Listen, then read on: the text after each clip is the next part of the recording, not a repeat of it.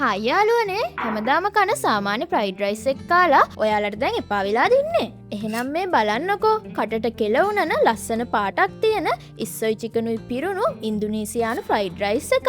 එහෙමත් නැත්තම් හැමෝම ආස කරන නියම නාසි ගොරෑන් එකක් තමයි අද මං ගෙනාවේ.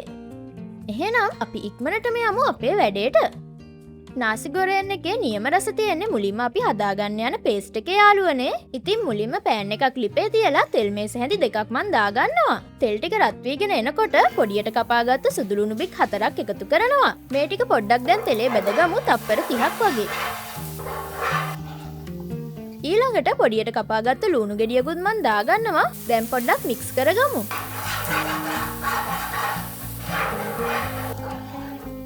ඊළඟට සේර කෑල්ලක් පොඩියට කපාගත්ත කරපිංච මේස හැන්දක්.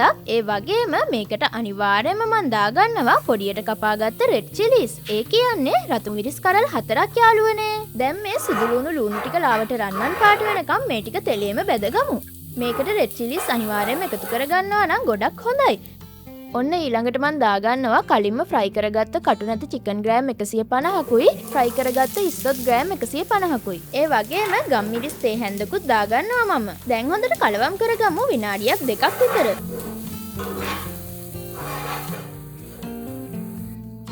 ඊළඟට මන් දාගන්නවා කොටුවට කපාගත්ත කැරට් කප් කාලක් වගේ. ඒ වගේම මාළු මිරිසුත් ඒ වගේම කපාගෙන කප් කාලක් විතර දාගමු. දැන් මේ ටිකත් නියමෙට තෙම්පරාදු කරගන්න ඕනේ අපේ මේ මිශ්‍රණයත් එක්ක. ඊළඟට මන් දාගන්නවා ටොමැටෝ පේස්ට් එකෙන් තේ හැඳි දෙකක්. ටොමැටෝ පේස්ට් එකතු කරාට පස්සේ අනිවාර්යයෙන්ම ලිපේ ගින්දර අඩු කරලා තමයි මේ ටික මික්ස් කරගන්න ඕනේ. මොකද නැත්තම් මේ ටොමැටෝ පේස්ට් එකේ එන නියම රහ අපිට එන්නේ නෑ යාළුවනේ. ඒක පිච්චෙන්න බලනවා. දැන් දාගමු අපි චිලි පේස්ට් වලින් මේස හැඳි දෙකක්. ඒ වගේම ඩාර්ක් සෝයා සෝස් වලිනුත් තේ හැඳි දෙකක් දාගමු. තව සීනි වලිනුත් තේ හැඳි දෙකක් දාගමු. අර ලාවට එන පොඩි පැණි රසයක් එන්න යාළුවනේ. ඒ වගේම ලුණුත් තේ හැන්දක් වගේ දානවා මම. දැන් මේක විනාඩි දෙකක් විතර හොඳට ටෙම්පරාදු කරගන්න ඕනේ.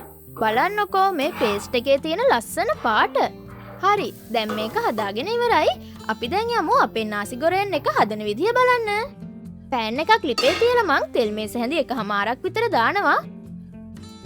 තෙල් ටික රත් වුණාම මම මේකට බිත්තරයක් එකතු කරනවා. දැන් බිත්තරේ හොඳට ස්ක්‍රැම්බල් කරගමු අපි. මේ වගේ හොඳට ෆ්‍රයි වුණාට පස්සේ අපි අර හදාගත්ත සුපිරි පේස්ට් එක මේකට දාගමු. දැන් මේ ටික හොඳට කලවම් කරගන්න ඕනේ විනාඩියක් වගේ.